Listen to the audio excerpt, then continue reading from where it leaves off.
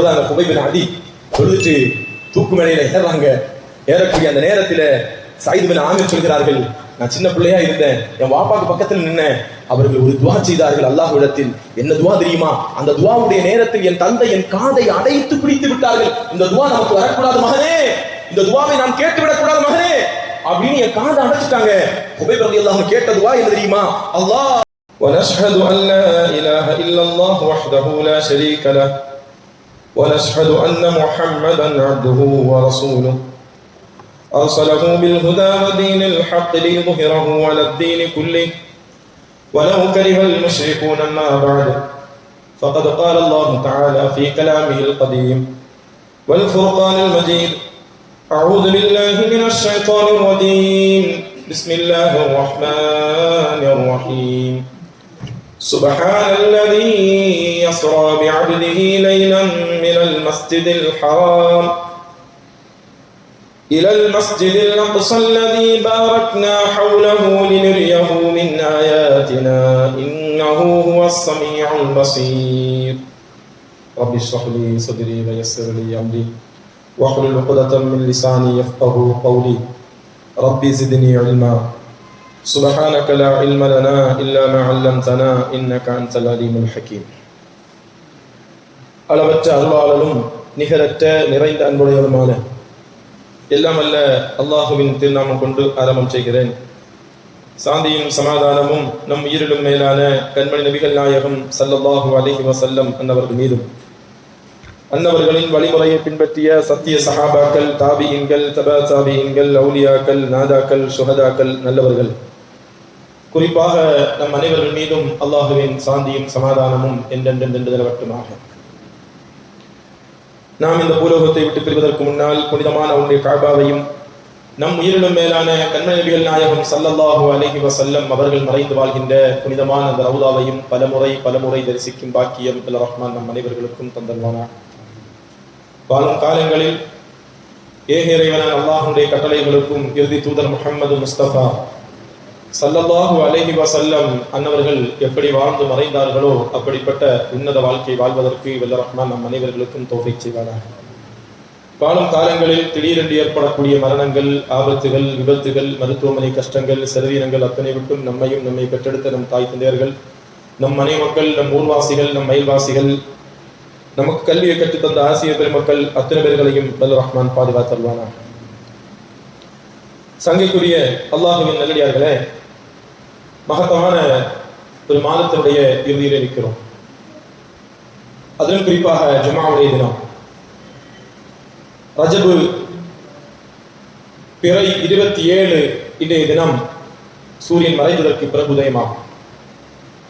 இந்த இரவில் தான் பெருமானார் ஸல்லல்லாஹு அலைஹி வஸல்லம் அவர்கள் விண்ணுலக பயணம் நம்ம கேள்விப்பட்டிருப்போம். இஸ்ரா மிஅராஜ் குர்ஆனிலும் ஹதீஸின் மூலமாக நிரூபிக்கப்பட்ட அல்லாஹ்வுடைய வல்லமையை மனிதனால் செய்து காட்ட முடியாத, எக்காலத்திலும் செய்ய முடியாத ஒரு மிகப்பெரிய பேர் அற்புதத்தை அல்லாஹ் நிகழ்த்தி காட்டிய ஒரு இரவு இந்த ரஜபு 27வது இரவு. பெருமானார் ஸல்லல்லாஹு அலைஹி வஸல்லம் அவர்கள் 10 ஆண்டு காலம் 40 வயசுல நபியாக தன்னை பிரகடனப்படுத்தினாங்க. ரசூலுல்லாஹ் 10 ஆண்டு காலம் கடுமையான கஷ்டங்கள், துயரங்கள், தன்னை போற்றி புகழ்ந்த மக்கள். அதுவரைக்கும் இவர் சொன்னால், இவர் பேசினால் உண்மையைத்தான் பேசுவார், இவரை நம்பினால் இவர் மோசடி செய்ய மாட்டார், சாதிக் அமீன் என்கிற பட்டங்களை எல்லாம் கொடுத்து பெருமானார் ஸல்லல்லாஹு அலைஹி வஸல்லம் போற்றி புகழ்ந்த அந்த மக்கள் தான் நபி என்று, நான் அல்லாஹ்வின் தூதராக இந்த உலகத்தில் அனுப்பப்பட்டிருக்கிறேன் என்கிற ஒரே ஒரு செய்தியை சொன்னதற்காக அவர்களை கடுமையான அந்த மக்கள் இதுவரைக்கும் அந்த ஊரில் அப்படி ஒரு கஷ்டத்தையும் துயரத்தையும் யாருக்கும் கொடுத்திருக்க மாட்டார்கள். அப்படிப்பட்ட ஒரு சிரமத்தை பெருமானார் ஸல்லல்லாஹு அலைஹி வஸல்லம் அவர்களுக்கு கொடுத்தார்கள். 10 ஆண்டு காலங்கள். கடைசியில் ரசூல் ஸல்லல்லாஹு அலைஹி வஸல்லம் தன்னுடைய குடும்பம் வசிக்கக்கூடிய தாயிஃப் நகரை பார்த்து போனார்கள்.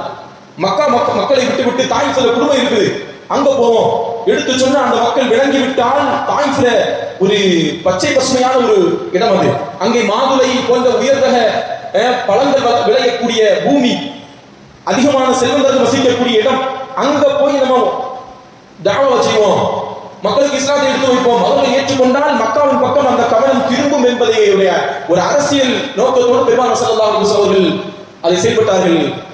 அரபியர்கள் விருந்தாளிகளை உபசரிப்பவர்கள் ஆக சிறந்தவர்கள்.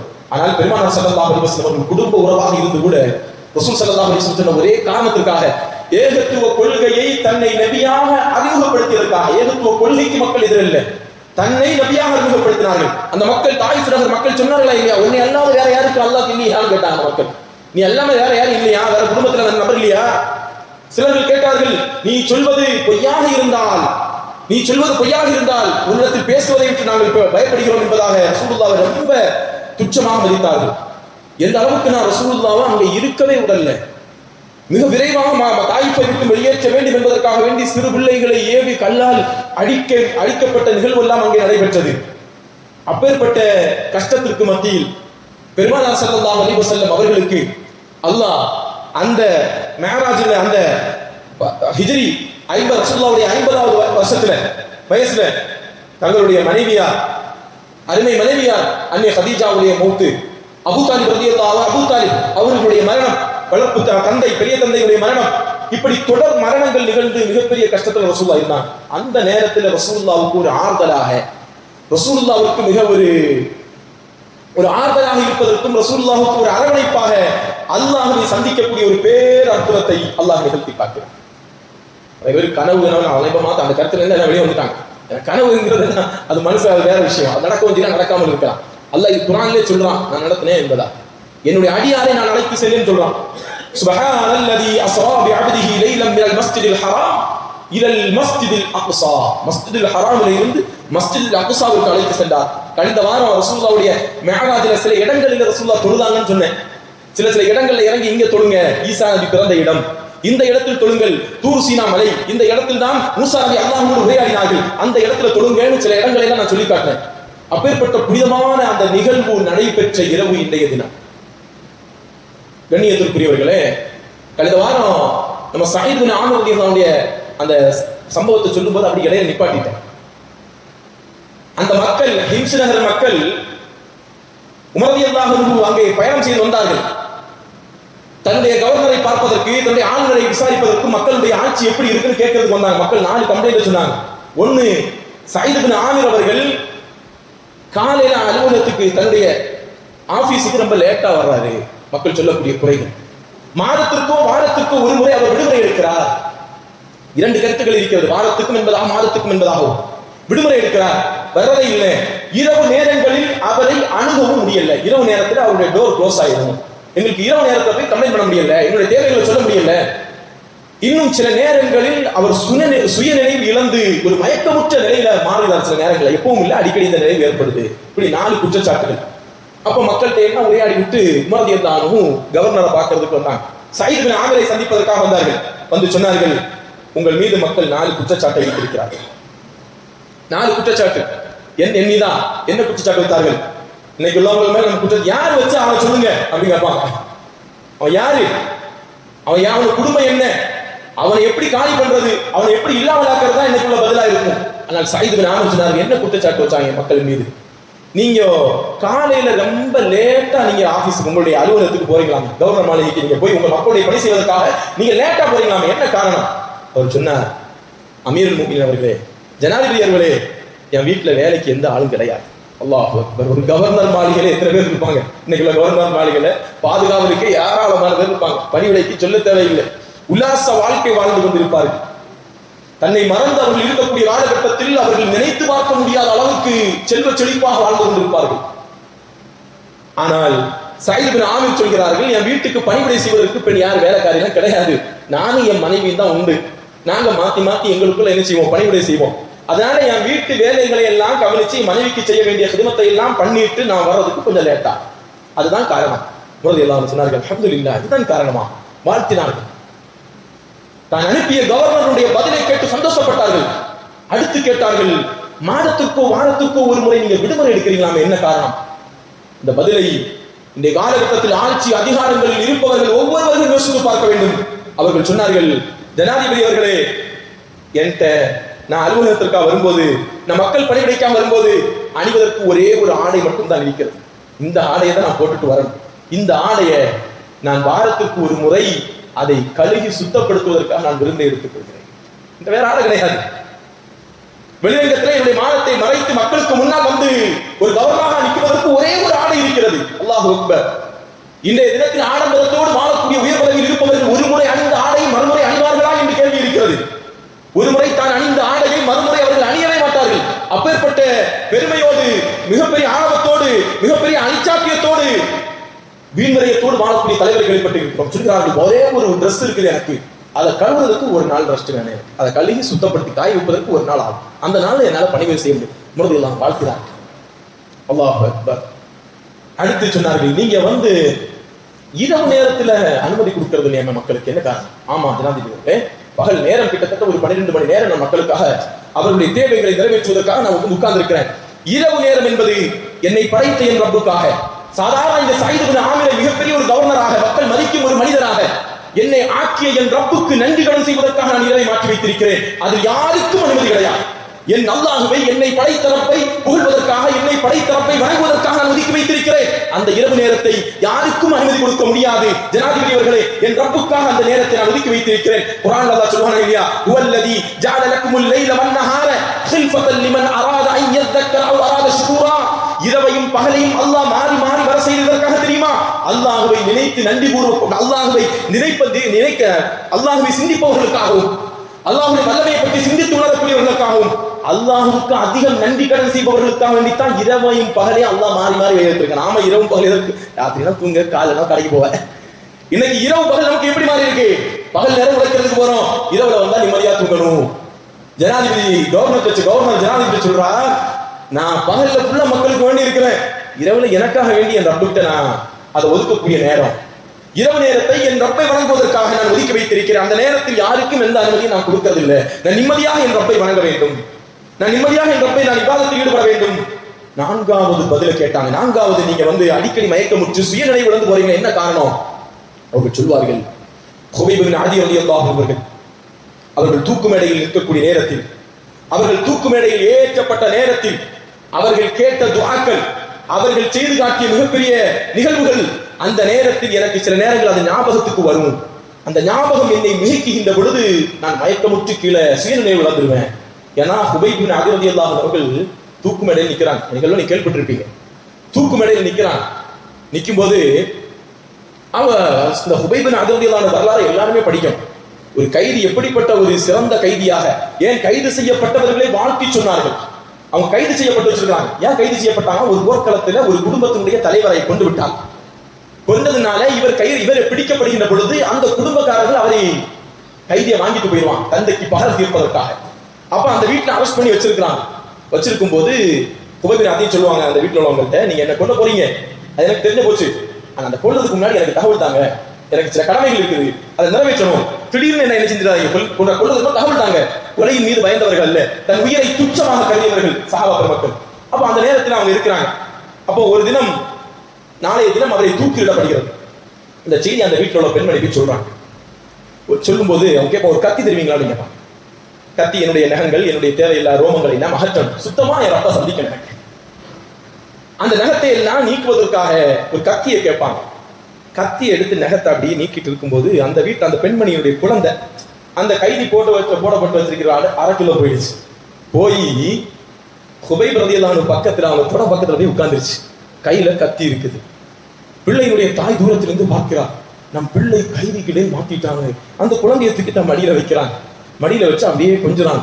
அந்த நேரத்தில் அந்த பெண்மணியுடைய முகத்தை பார்த்துட்டு கேட்பாங்க, என்ன பயப்படுறீங்களா?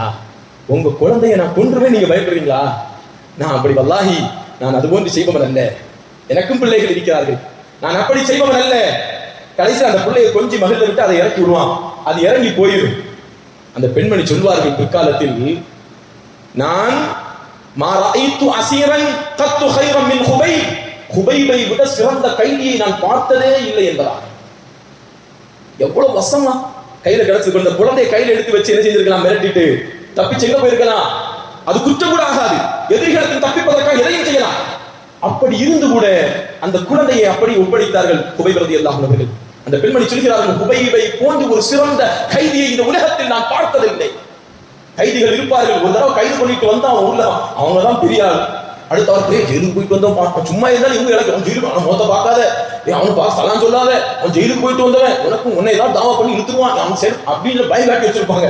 குபைப் ரலியல்லாஹு அந்த கொலை செய்வதற்காக தன் தந்தைக்கு பகரமாக தூக்கில் ஏற்றுவதற்காக வாங்கி கொண்டு வந்த அந்த நபருடைய மகள் சொல்கிறார், இந்த உலகத்தில் குபைபை விட ஒரு சிறந்த கைதியை நான் பார்த்ததே இல்லை என்பதாக. இன்னும் ஒரு அற்புதம் என்ன நடந்தது தெரியுமா? அந்த பெண்மணி சொல்கிறார்கள், குபைபினுடைய அறைக்கு நான் செல்வேன், வல்லாஹி அல்லாஹ்வின் சத்தியமாக லகத் வஜத்துஹு யௌமன், நான் அந்த ரூமில் ஏதாவது தற்சமயமா பார்க்கும்போது அவரு திராட்சை பழத்தை சாப்பிட்டு இருப்பார்.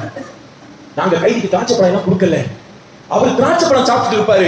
அந்த பெண்மணி சொல்றாங்க, மக்காவில் எங்கும் இந்த திராட்சை பழம் விளைவிக்கவும் இல்லை, அங்கு விற்பனை செய்யப்படவும் இல்லை. எப்படி இந்த திராட்சை பழம் அவருடைய கரத்தில் வந்தது? அல்லாஹ் அக்பர். அல்லாஹ் அவர்களுக்கு உணவை கொடுத்தான். அது பல நிகழ்வுகள் நம்ம கேள்விப்பட்டிருக்கோம். மரியம் அலைஹிஸ்ஸலாமுக்கு அல்லாஹ் உணவு கொடுத்தான். சஹாபா பெருமக்கள் தங்களுடைய உடல் உறுப்பு தான் துனியாவில் உள்ளம் ஃபுல்லா அல்லாஹ் எப்ப அவங்களுக்கு உணவு அல்லாஹ் கொடுப்பான். புகாரில வரக்கூடிய நிகழ்வு எடுத்து படிச்சு பாருங்க. ஈத்த திராட்சையை சாப்பிட்டு தான் நான் கண்ணால பார்த்தேன், நாங்க கொடுக்கல. அந்த காலத்துல மக்காவில் அந்த திராட்சை பழம் கிடையாது. அவர்களுக்கு எப்படி கிடைத்தது? அல்லாஹ் அவர்களுக்கு ரிஸ்கை அளித்தான். அந்த உணவை குபைப் ரலியல்லாஹு சாப்பிட்டதை நான் பார்த்தேன். அப்பேற்பட்ட சிறந்த கைதி அவர் என்றாக சொன்னார். தூக்கு மேடையில குபைப் ரலியல்லாஹு நிப்பாட்டிட்டு அபூ சுஃபியான் ரலியல்லாஹு பிற்காலத்துல அவங்க சஹாபி இருக்காங்க, அவங்க அந்த நேரத்தில் எதிர் தரப்புல இருக்கிறாங்க. அவங்க போய் கேட்டாங்க, பா குபைப், உங்களை நாங்க விடுவிச்சிரோம், ஒரே ஒரு செய்தி, வேற ஒன்னும் செய்ய வேண்டாம். அவங்க சொன்னது, அதுஹிப்பு அன்ன முஹம்மதன் மக்கானக, உன்னுடைய இந்த இடத்துல நீ நேசிக்கக்கூடிய முஹம்மத் ஸல்லல்லாஹு அலைஹி வஸல்லம் அவர்கள் நிற்பதாக நீ கருதினா போதும். உன்னுடைய தூக்கு மேடையில இதே இடத்துல நீ உயிராக நேசிக்கக்கூடிய முஹம்மது அவர்கள் நிற்பதாக உன்னால் கருத முடியுமா? அப்படி இப்படி நினைச்சாலும் உனக்கு விடுதலை. உண்மையிலே அந்த சஹாபி அப்படி செஞ்சுட்டு வந்தாலும் ரசூலுல்லாஹ் வாழ்த்திருப்பாங்க, ஒன்றும் செஞ்சிருக்க மாட்டாங்க. அந்த நேரத்தில் அந்த சஹாபி சொன்ன வார்த்தை சொல்வார்கள், என்னுடைய இந்த தூக்கு மேடையில என் நபி நிற்பதாக நான் கற்பனை பண்ணணுமா? நான் நினைக்கணுமா? அதை நான் விரும்பணுமா? அவங்க சொல்லுவாங்க, இப்பொழுது என் நபி எங்க இருக்கிறாங்களோ அந்த இடத்திலிருந்து என் நபியினுடைய பாதத்தில் ஒரு முள் குத்துவதை கூட என்னால் தாங்க முடியாது. அப்படி இருக்கும்போது தூக்கு மேடையா என் நபிக்கு? என் நபி இப்போது எங்கே அமர்ந்திருக்கிறார்கள்? மதீனாவில். அந்த மதீனாவில் இருந்து கொண்டு பெருமானார் ஸல்லல்லாஹு அலைஹி வஸல்லம் பாதத்தில் ஒரு முள் குத்துவதை கூட என்னால் தாங்க முடியாது. அப்படி இருக்கின்ற பொழுது என் நபியின் மீது என் நபி இந்த தூக்கு மேடையில் ஏறுவதை நான் விரும்புவதா? ஒரு நாளும் அது நடக்காது என்பதாக சொன்னார்கள். கடைசியில தூக்கு மேடையில் எடுவதற்கு முடிவு செய்யப்பட்டது.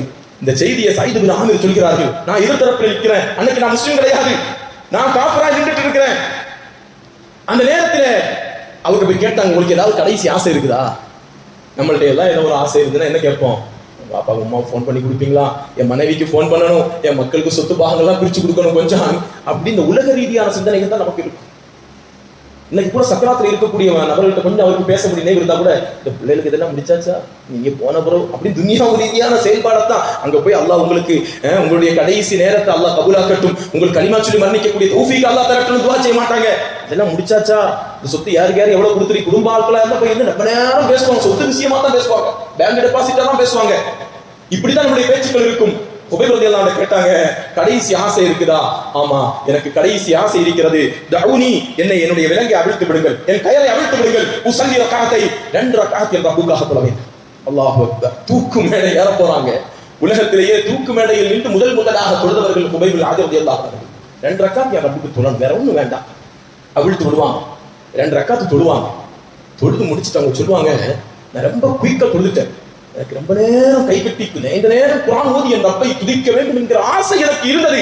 நான் தொழுது கொண்டிருந்தால் எதிரிகளாக இருக்கக்கூடிய நீங்கள் நினைப்பீர்களோ, மரணத்துக்கு பயந்துதான் இவர் நீட்டி தொழுதுட்டு இருக்கிறாரு அப்படின்னு நீங்க நினைப்பீங்க தான் நான் தொழுகையை சுருக்கினேன். இல்லை என்றால் நான் நீண்ட நேரம் என் ரப்போடு உரையாட வேண்டும் என்கிற ஆசை எனக்கு இருக்கிறது என்று சொன்னார்கள். அல்லாஹ் அக்பர். சஹாபா பெருமக்கள் சக்கராத்து நேரத்துல கூட மரணம் அடுத்த நிமிஷம் நடக்க போகுது, எதை விரும்பி எடுத்தார்கள்? தொழுகையை. இன்றைக்கு மேராஜுடைய தினம் நம்மை உணர்த்துவது தொழுகை. மேராஜுடைய சிறப்பு என்ன? பெருமானார் ஸல்லல்லாஹு அலைஹி வஸல்லம் அல்லாஹ்வை சந்தித்தது மிகப்பெரிய பாக்கியம், இந்த சமூகத்திற்கு கிடைத்த மிகப்பெரிய ஒரு அங்கீகாரம். ஆனால் அந்த அங்கீகாரத்தில் ரசூல் ஸல்லல்லாஹு அலைஹி வஸல்லம் பெற்றுக் கொண்டு வந்த ஹிபத்து அன்பளிப்பு என்ன? தொழுகை. அல்லாஹ் ரசூலுல்லாஹ்வுக்கு கொடுத்தது தொழுகை. அந்த தொழுகையினுடைய நிலையை நீங்களும் நானும் ஒவ்வொரு நாளும் யோசித்து பார்க்க வேண்டும். என் இஸ்லாமிய சொந்தங்களே, இன்னைக்கு தொழுகையினுடைய விஷயத்தில் நாம் எப்படி இருக்கிறோம்? நிர்பந்த சூழ்நிலையில் கூட மரணம் வரப்போகிறது என்று தெரிந்து கூட அந்த நேரத்திலும் இறைவனை துதிப்பதற்காக நஃபிலான வழக்கங்கள், ஃபர்து கேட்கல, ஃபர்தெல்லாம் கரெக்டா நிறைவேற்றி இருப்பாங்க. கடைசி நேரத்தில் ரப்புக்கு நஃபிலான வழக்கங்கள் மீது ஆர்வத்தை செலுத்தியவர்கள் சஹாபா பெருமக்கள். இன்னைக்கு எத்தனை பேருடைய தொழுகை எப்படி இருக்குது? இன்னைக்கு ஒரு வீட்டுல நிக்காக வந்துச்சுன்னா அந்த வீட்டுல தொழுகையே இல்லை. கொஞ்சம் தொழுகை ஆளுகளுக்கு கூட அவங்க எல்லாம் செலவு கொடுத்து தான் கொடுக்குது மார்க்கெட்ல. ஏதாவது பிரச்சனைகள் பட்ட அவர்கள் வீடுகளுக்கு தொழுகையாளிகள் கூட இன்னைக்கு தொழுகையின் பக்கம் பள்ளிகளுக்கு வராத சூழ்நிலை உருவாகக்கூடிய காலகட்டம். ஆரம்பத்துல நம்ம அந்த ஆரம்பத்துல ஒரு 5-6 சஃப் இருக்கும் மகரிபுக்கு. இப்போ ஒரு 3 சுருங்கு. இந்த ரமதான் வருதுல அந்த சஃப் வந்துருவாங்க அப்படின்னு. நம்முடைய தொழுகை இன்னைக்கு எப்படி இருக்குது? சயீத் பின் ஆமிர் சொன்னார்கள், இரவு நேரத்தை என் ரப்புக்காக நான் ஒதுக்கி இருக்கிறேன். இரவு நேரத்தில் இஷாவை தவிர வேற எந்த தொழுகையும் கடமை கிடையாது.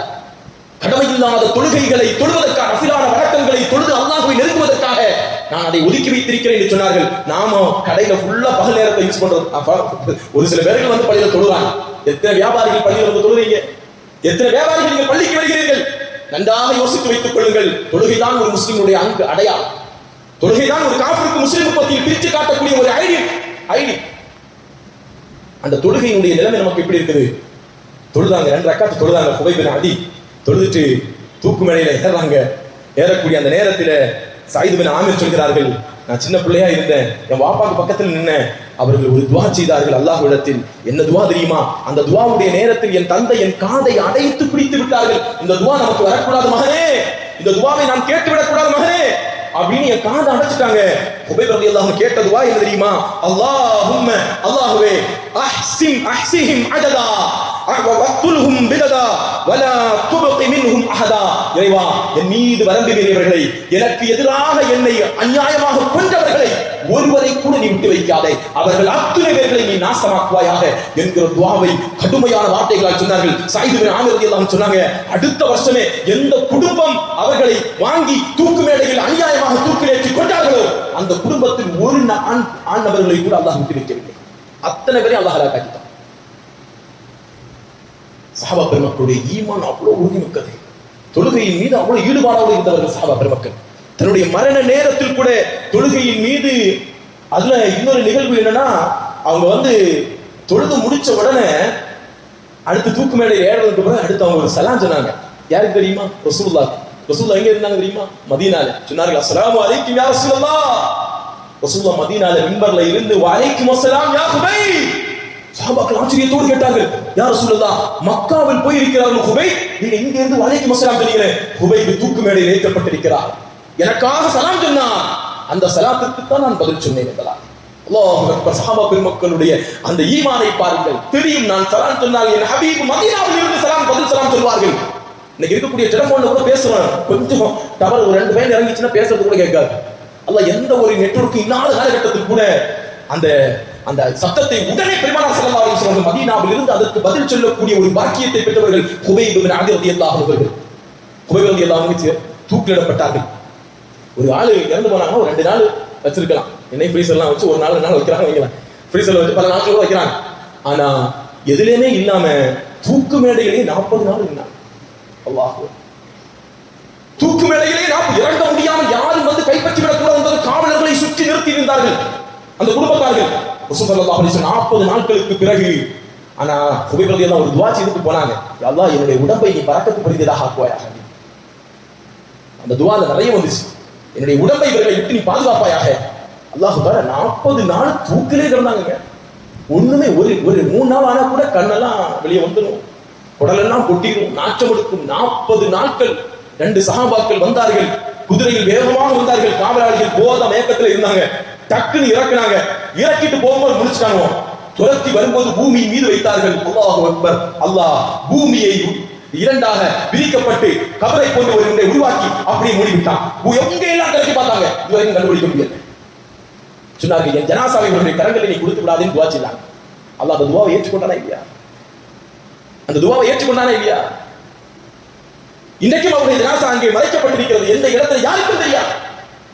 ஹுபைப் பின் அதி ரலியல்லாஹு அன்ஹு எப்பேற்பட்ட ஈமானுக்கு உறுதியாக இந்த உலகத்தில் வாழ்ந்தவர்கள். அவர்களிடத்தில் இருந்த மெயினான ஒரு இபாதத் தொழுகை. அந்த தொழுகை இன்னைக்கு நம்மள்கிட்ட சரியாக இல்லாததான் மிகப்பெரிய ஒரு பேரிடம். இந்த மேராஜ் இரவு இருக்கிறதே, மேராஜ் இரவு என்பது இன்னைக்கு சர்வதேச அளவில் இஸ்லாமிய நாடுகளுக்கு மிகப்பெரிய நெருக்கடிகள். இங்கேயும் நெருக்கடி, உலக அளவில் நமக்கு நெருக்கடி தான். அமெரிக்கா பண்ணக்கூடிய நான் பெரிய வல்லரசு என்று சொல்லிக் கொண்டு காட்டு மிண்டாண்டித்தனமாக அவன் ஆறறிவு பெற்ற மனிதனா இந்த கேள்வி கேட்க வேண்டிய நிலைக்கு ஆயாச்சு. ஒரு நாட்டினுடைய அதிபரை கடத்தி கொண்டுட்டாங்க.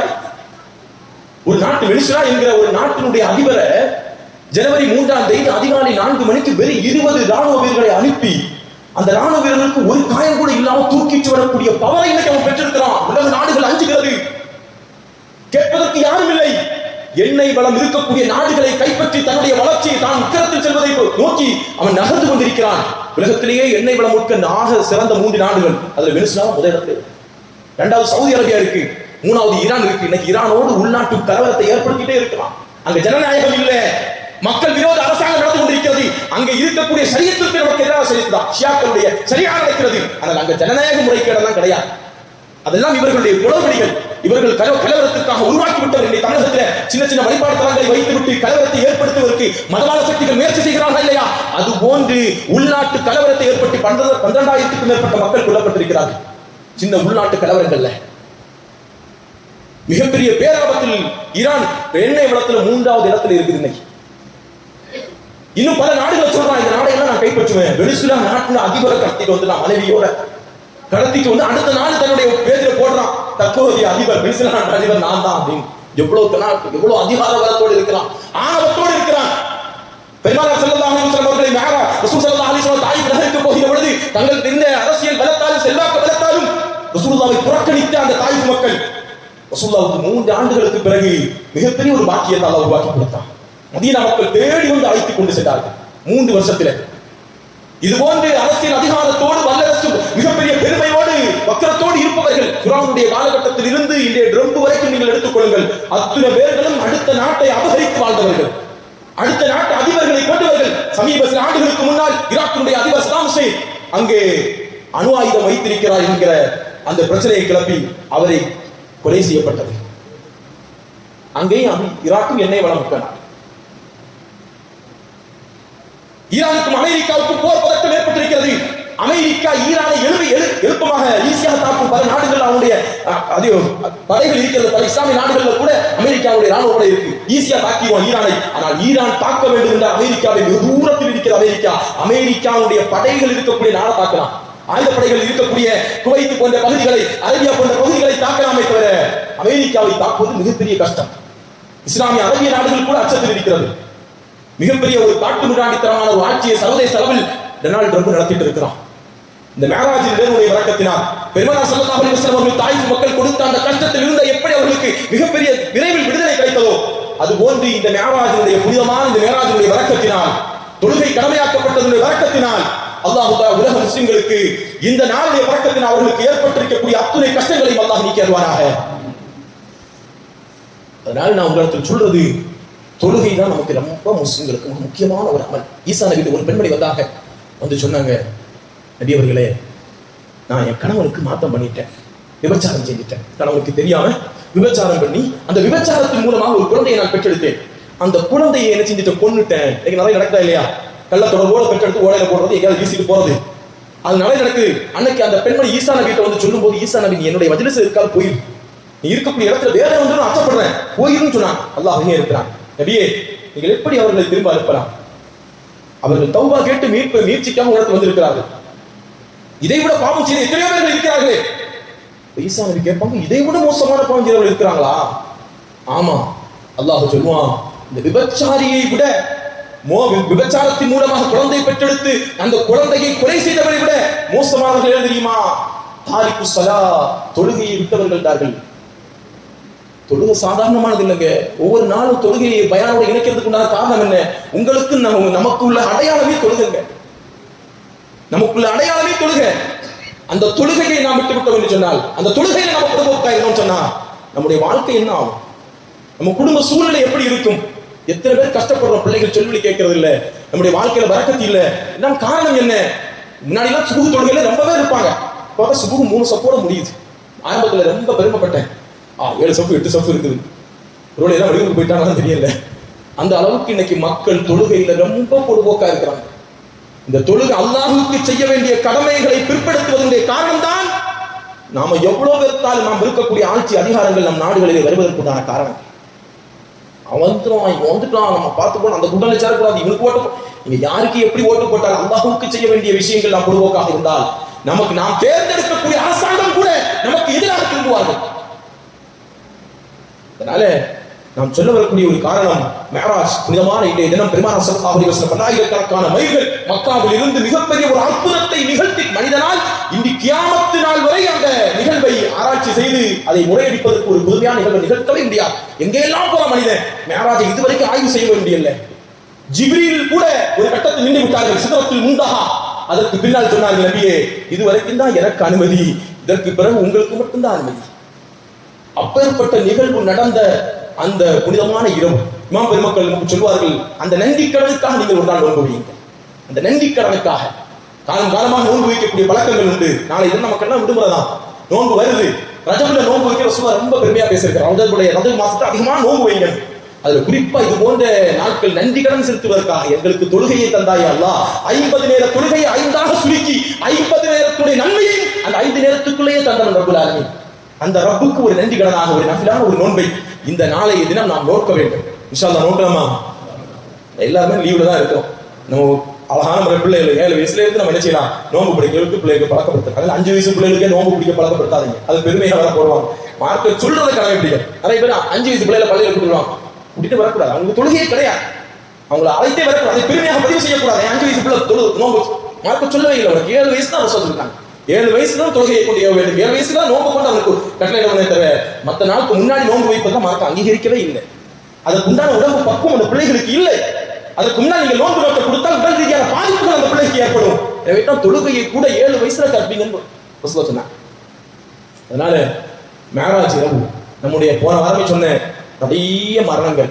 நான் திருநெல்வேலி 2 நாள் ஒரு வைத்தியசாலை போயிருக்கும் போது இங்க நடந்த விபத்துகள் அங்க இருவங்க பேசுறாங்க. இப்படியெல்லாம் விபத்து நடந்தாமே, நிறைய நடக்குது குமரி மாவட்டத்தில் அப்படின்னு அவங்க கேட்கிறாங்க. நம்ம மாவட்டத்தை பத்தி விபத்துகளை பத்தி நிறைய இளைஞர்கள் மரணிக்கிறாங்கன்னு பேசுற அளவுக்கு மரணங்கள் ஒவ்வொரு நாளும் கண்ணுக்கு முன்னால் காட்சி அளிக்கக்கூடிய காலகட்டத்தில் வாழ்ந்து கொண்டிருக்கிறோம். அல்லாஹ் நமக்கு நீண்ட ஆயுளையும் நல்ல ஆரோக்கியத்தையும் நம் அனைவர்களுக்கும் அல்லாஹ் தந்தல்வானாக. நீண்ட ஆயுளோடு நல்ல ஆரோக்கியத்தோடு வாழ்வதற்குண்டான நசீபை அல்லாஹ் நம் அனைவர்களுக்கும் தந்தல்வானாக. புனிதமான மிஅராஜ் இரவில் நாம் நியத்து வைக்க வேண்டும், யா அல்லாஹ் இனிமேல் நான் ஒரு நேர தொழுகையை கூட நான் கதா ஆக்க மாட்டேன். தொழுகையை கதா ஆக்கிறது பெரும் பாவங்க. விபச்சாரம் புரிவது, வட்டி வாங்குவது, திருடுவது, அல்லாஹ்வுக்கு மாற்றம் செய்வது எப்படி அல்லாஹ்வால் வெறுக்கப்பட்ட பாவங்களோ போன்று ஒரு முஸ்லிமாக இருந்து கொண்டு தொழவில்லை என்று சொன்னால் அது அல்லாஹ்வுக்கு செய்யக்கூடிய மிகப்பெரிய நன்றிகேடு. வயின் தக்ஃபுரு அல்லாஹ் சொல்றான், நீங்கள் எனக்கு மாறு செய்தால் இன் தக்ஃபுரு ஃபைன் அல்லாஹ், எனக்கு எந்த தேவையும் இல்லை. நீங்க தொழுதுதான் நான் பெரிய ரப்பன்னு நிர்ணயிக்க வேண்டிய தேவையே எனக்கு இல்லை. நீங்கள் எனக்கு மாறு செய்தால் நீங்கள் மாறு செய்வதால் எனக்கு எந்த பாதிப்பும் ஏற்பட போவதில்லை. நீங்கள் எனக்கு நன்றி கடன் செய்தால் உங்களை நான் பொருந்திக் கொள்வேன் அல்லாஹ் குர்ஆன்ல சொல்றான். அல்லாஹ் பொருந்திக் கொண்டு மரணிக்கக்கூடிய நேரத்தில் கலிமாவை மொழிந்து மரணிக்கக்கூடிய பெருந்த பாக்கியத்தை ரஹ்மான் மனிதர்களுக்கும் தந்தல்வாராக. அல்லாஹ் வரக்கூடிய ரமலானில் அடைவதற்குண்டான நசீபை அல்லாஹ் தந்தல்வாராக. சமீப காலங்களாக மரணித்த எத்தனையோ பேர்கள் நம் மன்னரையில் இருக்கிறார்கள். அத்தனை பேருடைய கபர்களையும் அல்லாஹ் விசாலப்படுத்துவானாக. அவருடைய கபர்களை எல்லாம் அல்லாஹ் சுவர் பூஞ்சோலையாக ஆக்குவானாக. அவருடைய கபர்களை எல்லாம் கண்ணட்டான தூரத்திற்கு அல்லாஹ் விசாலப்படுத்துவானாக. வஆஹிரு தஅவானா அல்ஹம்துலில்லாஹி ரப்பில் ஆலமீன். ஒரு அறிவிப்பு, நம்ம நாளை தினம் 11 to 2 மணி வரை நம்முடைய மதரசா அரங்கத்தில் வச்சு இந்த வெயிட் லாஸ் சம்பந்தமாக, ஆரோக்கியம் சம்பந்தமாக ஒரு முகாம் நடைபெறுகிறது. அத்தனை பேர்களும் அதில் கலந்து கொண்டு வயற்படுமாறு, உடல் பருமன் உள்ளவர்கள் எப்படி தங்களுடைய உடலை கட்டுக்கோப்பா வைக்கிறதா சொந்தமான ஆய்வுகள் 2 மணி நேரம் தான், 11 to 2 மணி வரை. அது சார்ந்த மருத்துவர்கள் வருவார்கள். அவர்கள் நீங்கள் ஆலோசனை கேட்டு கேட்பதற்காக வேண்டி அறிவிப்பு செய்திருக்கிறார். அல்லாஹ் தஆலா நம்முடைய உடல்களை ஆரோக்கியமான முறையில் இருப்பதற்குண்டான நசீபை தந்தல்வானாக. அஸ்ஸலாமு அலைக்கும் வரஹ்மத்துல்லாஹி வபரகாத்துஹு.